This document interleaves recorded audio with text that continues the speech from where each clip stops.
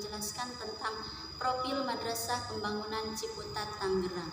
Madrasah Pembangunan Ciputat Tangerang digagas berdiri pada tahun 1972. Madrasah ini saat pertama kali didirikan hanya membuka satu tingkat pendidikan saja, yaitu tingkat pendidikan dasar atau setara dengan sekolah dasar. Namun saat ini Madrasah Pembangunan telah menyediakan jenjang pendidikan mulai dari pendidikan dasar atau Madrasah Ibtidaiyah, pendidikan menengah pertama atau Madrasah Sanawiyah, dan pendidikan menengah atas atau Madrasah Aliyah. Saat pertama kali Madrasah Pembangunan membuka kelas, siswa yang masuk hanya berjumlah 7 anak. Kemudian di tahun kedua berjumlah 8 anak. Di tahun ketiga berjumlah 43 anak. Sejak saat itulah tahun demi tahun jumlah siswa terus berkembang. Madrasah Pembangunan adalah sekolah terpadu, yaitu sekolah dengan berbagai tingkatan, mulai dari tingkat dasar sampai tingkat menengah atas yang berada di dalam satu lokasi. Saat penelitian dilakukan, Madrasah Pembangunan berhasil menempatkan diri menjadi lembaga pendidikan yang diminati oleh masyarakat kelas ekonomi menengah di kota metropolitan Jakarta. Kenapa saya menyebutkan konsumen Madrasah Pembangunan ini berasal dari kelompok ekonomi menengah ke atas? Hal ini saya simpulkan dari kemampuan orang tua membayar biaya pendidikan pada madrasah tersebut. Untuk tahun 2009 saja, uang pangkal yang harus dibayarkan oleh orang tua siswa kepada lembaga tersebut adalah sebanyak 10 juta rupiah. Dan itu merupakan jumlah yang cukup besar untuk ukuran biaya pendidikan jenjang sekolah dasar. Untuk latar belakang ekonominya, dilihat dari kelas ekonomi keluarga siswa Madrasah Pembangunan Ciputat Tangerang, diketahui bahwa sebagian besar mayoritas orang tua siswa berasal dari keluarga berkategori menengah. Hal ini dapat ditujukan dengan indikator kemampuan orang tua untuk membayar biaya gedung sebanyak 13 juta. Dan untuk pendidikan orang tua yang berada di sekolah Madrasah Pembangunan tersebut mayoritas adalah dari kalangan sarjana, baik itu strata 1, strata 2, atau strata 3. Namun ada juga yang berasal dari lulusan SLTA. Dan untuk pekerjaan orang tua, dari jenis pekerjaan yang menjadi profesi orang tua dapat ditujukan bahwa sebagian besar adalah pegawai swasta. Namun ada juga yang bekerja sebagai PNS atau TNI Polri, ada juga guru atau dosen, pedagang ataupun wirausaha. Namun yang menjadi mayoritas di sini adalah pegawai swasta. Terima kasih. Itulah pemaparan dari saya. Untuk selanjutnya akan disampaikan oleh pemateri kedua, yaitu oleh Saudari Indah Hindriani. Kepadanya dipersilakan. Bismillahirrahmanirrahim. Nama saya Indah Hindriani. Di sini insya Allah akan menyampaikan tentang gagasan pendidikan multikultural di Madrasah Pembangunan. Nah, pendidikan multikultural di Madrasah Pembangunan digagas sejak tahun 2005, yakni diarahkan untuk memahami dan menghargai perbedaan. Implementasinya juga diwujudkan pada tahun 2006, yaitu melalui beberapa kegiatan seperti penyusunan rencana pengembangan pembelajaran atau bisa juga disebut RPP. Nah, RPP ini juga RPP yang bernuansa pendidikan multikultural dan juga menanamkan nilai-nilai di semua mata pelajaran yang mampu dan bisa ditanamkan nilai-nilai multikultural seperti mata pelajaran IPS atau bisa juga disebut mata pelajaran ilmu pengetahuan sosial dan juga PKN, pendidikan kewarganegaraan, dan bisa juga pada mata pelajaran akidah akhlak. Nah, selain melalui kegiatan kulikuler, pendidikan multikultural juga disampaikan melalui kegiatan ekstrakurikuler, yakni beberapa hal yang mampu dan bisa dikemas dalam kegiatan jambore ekstrakurikuler untuk memahami dunia sehari-hari yang berbeda-beda. Nah, itulah pemaparan materi oleh pemateri kedua. Untuk selanjutnya akan dilanjutkan oleh pemateri ketiga, Saudari Yeni Anggraini. Bismillahirrahmanirrahim. Saya Yeni Andriani sebagai pemateri ketiga akan menjelaskan tentang operasionalisasi pendidikan multikultural.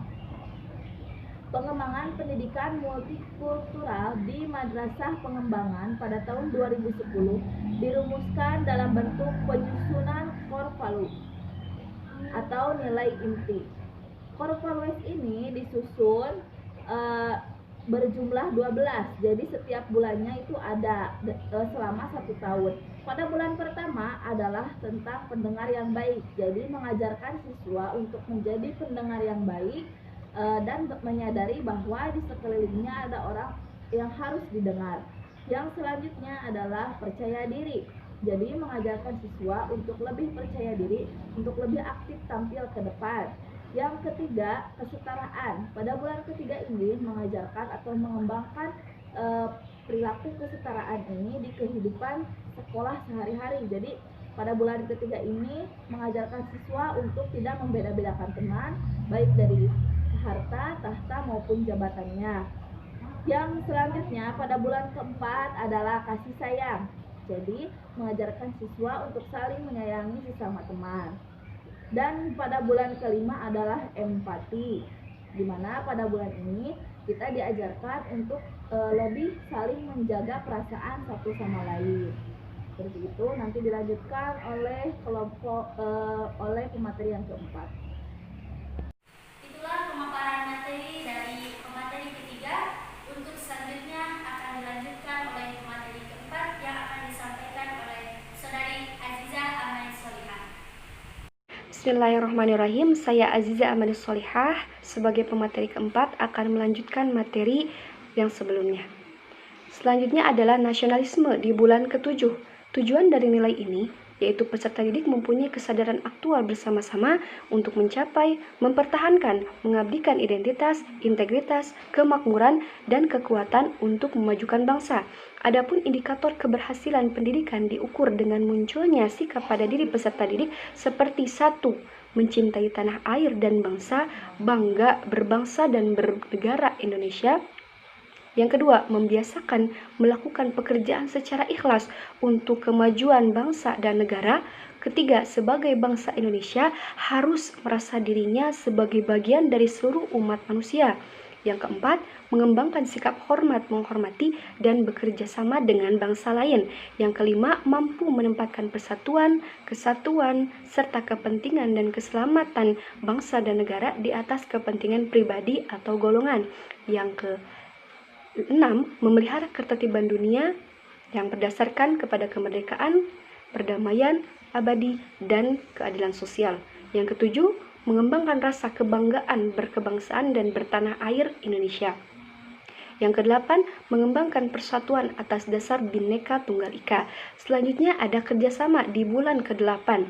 Tujuan nilai ini, peserta didik mempunyai kesadaran dan kemauan menjalin kerjasama dengan orang lain tanpa memandang perbedaan ras atau warna kulit, golongan, suku, etnis, agama, ekonomi, jenis kelamin, dan sebagainya untuk mencapai kebaikan bersama.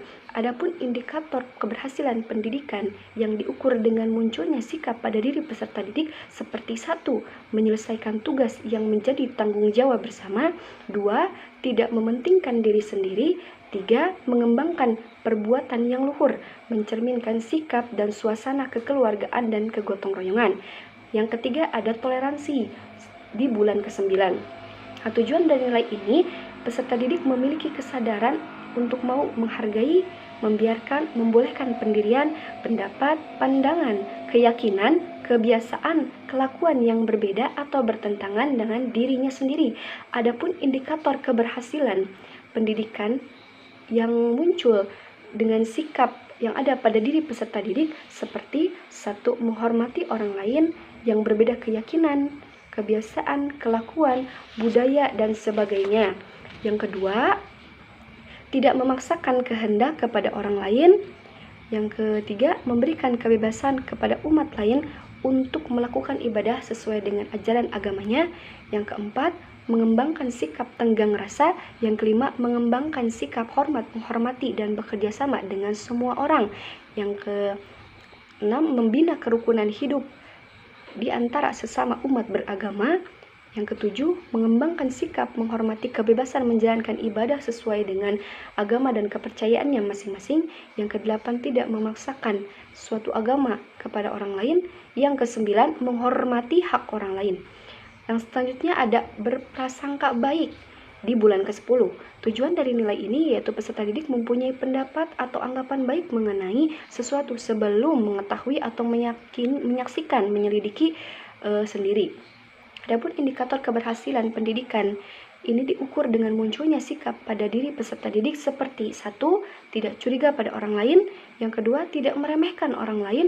Yang ketiga, bersikap dan berperilaku yang menunjukkan sikap percaya terhadap orang lain. Yang keempat, bersikap dan berperilaku bahwa orang lain dapat melakukan sesuatu dengan baik. Yang selanjutnya ada saling percaya di bulan ke-11. Tujuan dari nilai ini bahwa peserta didik mempunyai kesadaran untuk menjunjung tinggi komitmen yang telah dibuat bersama dan yakin bahwa orang lain bisa dipercaya. Adapun indikator keberhasilan pendidikan ini diukur dengan munculnya sikap pada diri peserta didik seperti 1. Tidak saling mencurigai. 2. Melaksanakan tanggung jawab bersama.